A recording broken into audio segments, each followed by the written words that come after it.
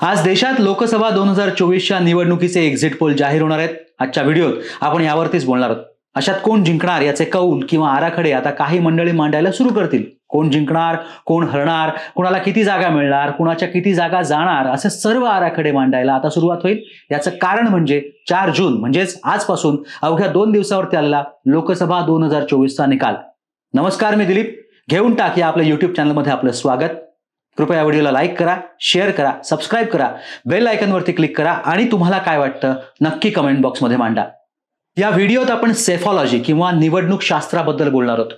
देशातल्या लोकसभा 2024च्या नुकत्याच निवडणुका पार पडल्या आहेत। आता ऊत येणार, सगळीकडे कोण जिंकणार याचे आराखडे मांडले जाणार।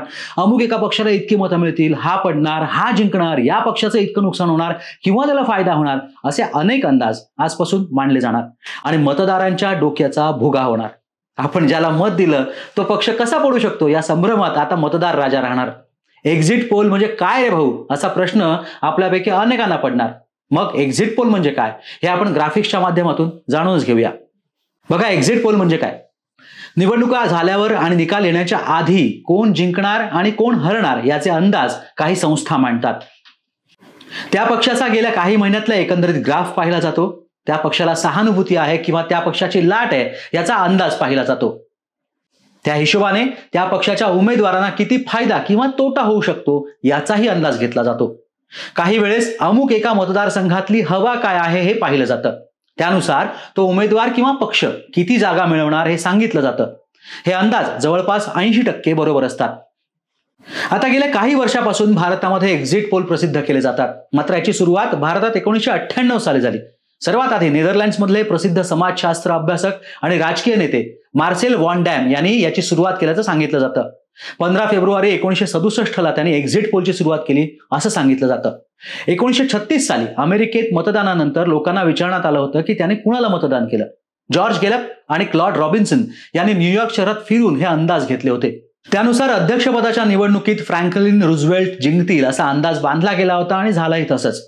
तेव्हापासून हे एक्झिट पोल जगभरात प्रसिद्ध आणि लोकप्रिय झाले। हे पोल अचूकच असतात असंही नाहीये, काही वेळेस हे अंदाज चुकतात सुद्धा। उदाहरण द्यायचं झालं तर 2014च्या लोकसभा मतदानाच्या नंतर एनडीए जिंकेल, मात्र त्यांचं मार्जिन खूप कमी असेल असा अंदाज वर्तवण्यात आला होता। झालं काय तुम्हाला माहितीच आहे। एनडीएला त्यावेळेस 304 जागा मिळाल्या होत्या, तर भाजपनं मोदी लाटेत 272चा आकडा गाठला होता। असं असूनही एक्झिट पोल म्हणजे देशाचं भविष्य कोणाच्या हातात असणार याचे बांधलेले हे अंदाज लोकांना मात्र फार आवडतात। आज 1 जून आहे, 4 जून रोजी निकाल हाती येईल, मात्र आज संध्याकाळी साधारणपणे 4 वाजल्यापासून निवडणुकांचे हे अंदाज जाहीर होतील आणि देश पुन्हा एकदा कोण जिंकणार याच्या चर्चांमध्ये बिझी होईल। यंदा मोदी पुन्हा एकदा पंतप्रधान बनणार हा आमचा अंदाज। तुम्हाला काय वाटतं? व्हा व्यक्त आणि करा कमेंट मोठ्या प्रमाणात। अंदाज बांधायला तुमच्या हक्काची चावडी घेऊन टाक आहेच ना। हा व्हिडिओ तुम्हाला कसा वाटला तेही सांगा। व्हिडिओला लाईक करा, शेअर करा, बेल आयकॉनवरती क्लिक करा। हा व्हिडिओ शेवटपर्यंत पाहिल्याबद्दल धन्यवाद।